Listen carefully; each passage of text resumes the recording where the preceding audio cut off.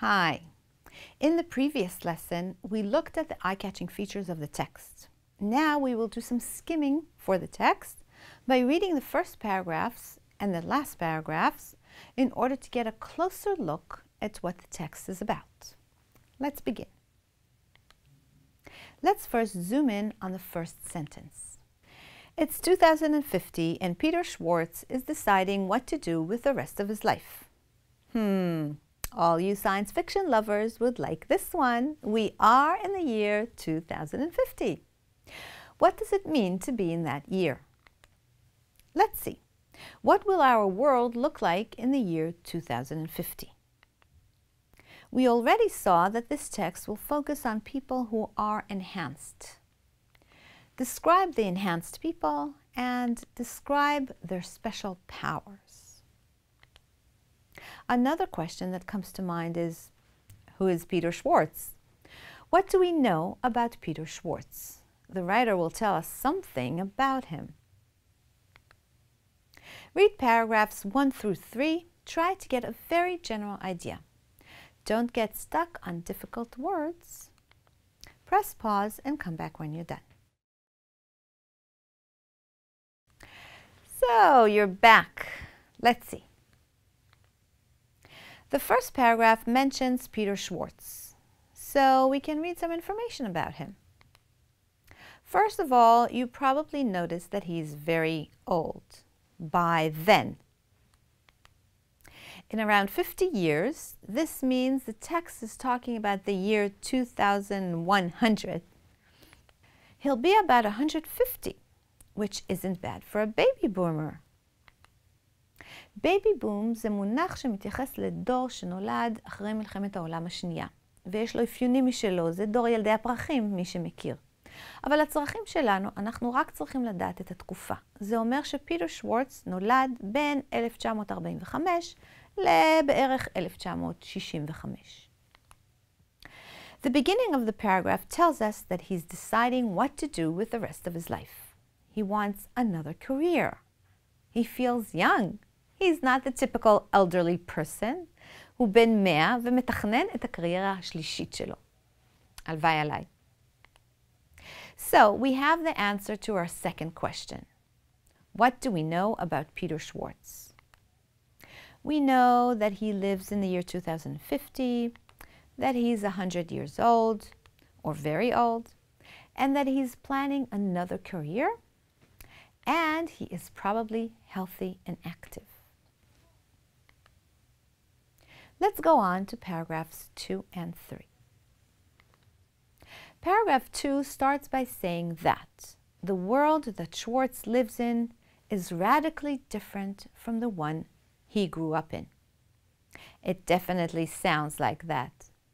So here we probably will find an answer to our first question.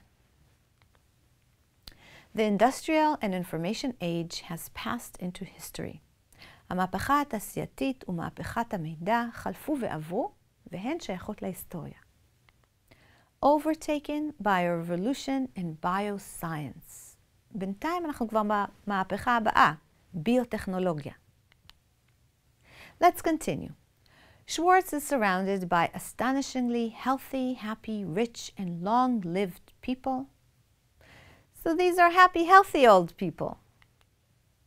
Many have biological enhancements that exceed עולה מעבר the abilities that they were born with. Sharper senses, for example, or better memories, and greater intelligence. Who wouldn't like to live in this world?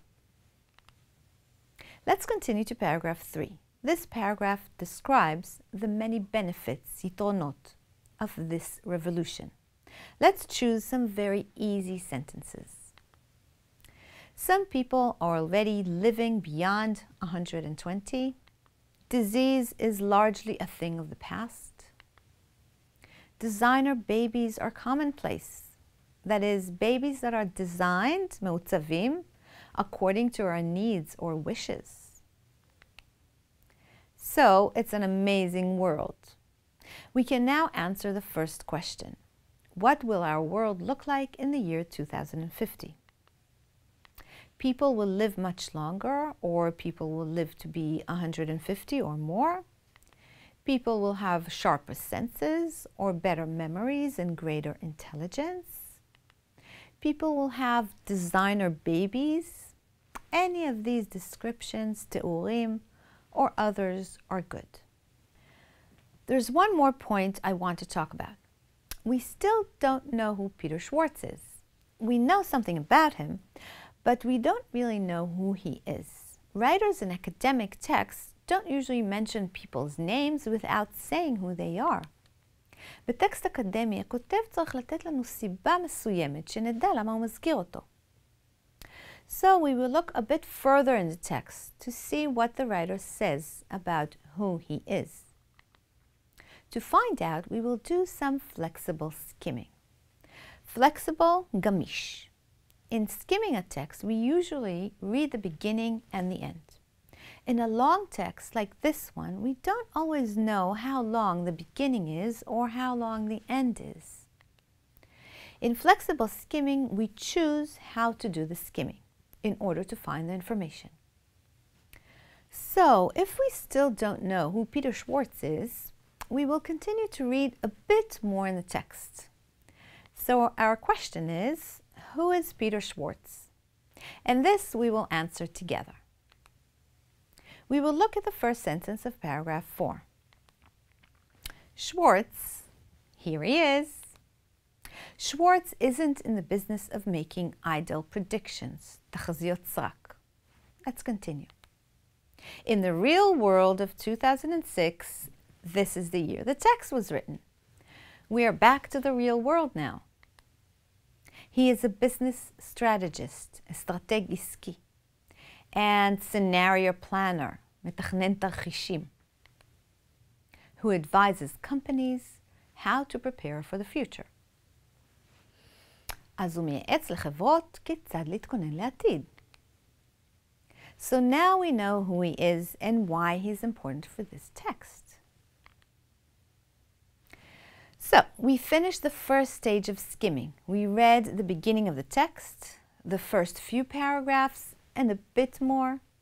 Let's go to the next stage of skimming, the last few paragraphs.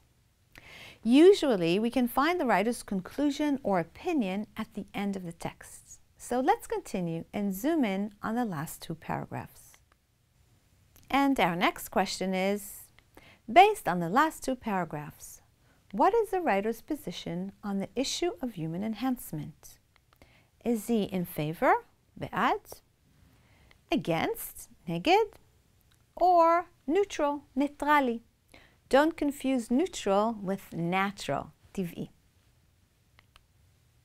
Read the last 2 paragraphs. Don't get stuck on difficult words. Choose clear sentences that show the writer's position. Press pause and come back when you're done. Good to see you again. Let's see. The first sentence in paragraph 32 reads, chances are, of course, that human enhancement will lead neither to utopia nor to the end of humanity. What does this mean? Neither nor means לא זה ולא זה. So, the writer is saying that the issue of human enhancement will not lead to utopia, an ideal world. At the same time, it will not lead to the end of humanity. כלומר, המחבר אומר שכנראה human enhancement, השדרוג של בני אדם, לא יוביל לעולם אוטופי, אידיאלי, וגם לא לקץ האנושות. מן הסתם זה יוביל למשהו באמצע. We already get the feeling that the writer doesn't take a strong position for or against. Let's continue. More likely, סביר יותר, more likely each new technology will be debated, ידונו בה בטכנולוגיה, tested, יבדקו אותה, and if useful and not directly harmful, אם יראו שהיא מועילה ולא מזיקה במיוחד, eventually assimilated into everyday life. בסופו של דבר היא תיטמע בחיים היומיומיים שלנו. בהמשך הפסקה, המחבר מזכיר המצאות שהן חלק מחיי היומיום שלנו. ניתוחי לייזר לשיפור הראייה, תרופות לשיפור הקשב ועוד. Let's zoom in on the last paragraph. Here the writer gives different examples, but we want some clear sentences that show his position. Let's look at the last sentences. That sounds like a summary of the text and of his position. Most experts agree that human enhancement is coming and that there is no off button for what we have already started. So again, we see that he doesn't take a side for or against. But the outcome is not predetermined. אבל התוצאה לא נקבעה מראש. It's time to start choosing your future. כלומר, המחבר אומר, זה כאן, זה התחיל, אנחנו צריכים להתחיל לבחור את עתידנו. So if we go back to our question, it's clear that the writer doesn't take a strong position in favor or against. He isn't saying if it's good or bad. He's just saying it's already here and we need to prepare. צריך להתכונן.